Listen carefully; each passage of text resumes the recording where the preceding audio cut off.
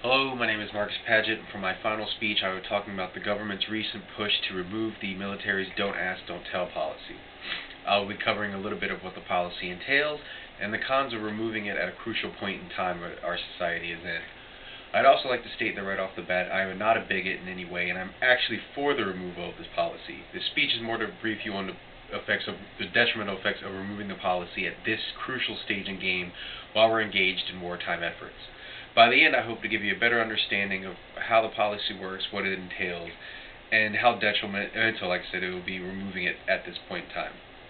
First, I'd like to cover a little bit of what Don't Ask, Don't Tell really is.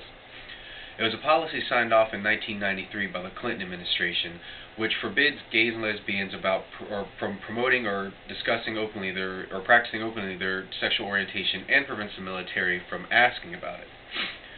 The policy is honestly, at least in my opinion, affected because of the fact that a lot of people, especially military members, can be small-minded and get distracted easily when worried about if the person next to them is gay or lesbian, or standard bigot and inequality practices seem to come into play, which is unfortunate in our society, but true. It's also why the pros of having a policy in this specs, because it prevents distraction and promotes cohesion while eliminating the fact for potential hate crimes or any other ill-adverse parts from people of different sexual orientations. Now that you have an understanding of the policy, I would like to cover a little more about the cost and effects of removing the policy at this point in time. The main problem with removing the policy comes to the fact that we're fighting an warfighting effort on two fronts, and we don't need to really distract troops with a policy or removing this policy at this stage in time. Right, the troops deployed in Afghanistan or Iraq or anywhere else around the world need to be more focused on their duty than the sexual orientation of their partner or the members in the units that serve with them. The also big problem is the cost of it. Because of the fact that you may have to build separate facilities for gay and lesbian couples, you have to provide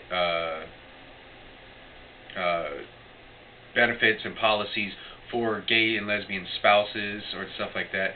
So it's not so much also the fact that the policy may hurt cohesion. It also impacts a great cost on an already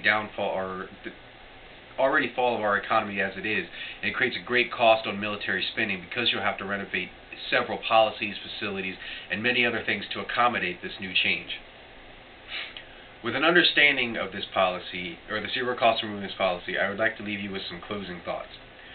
We covered what the policy entails and the effect it has, the pros of keeping it in effect, and some of the cons and cost of removing it at this crucial stage in the game.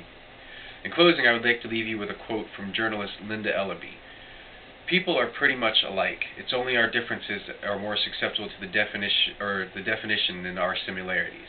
Thank you, and have a nice night.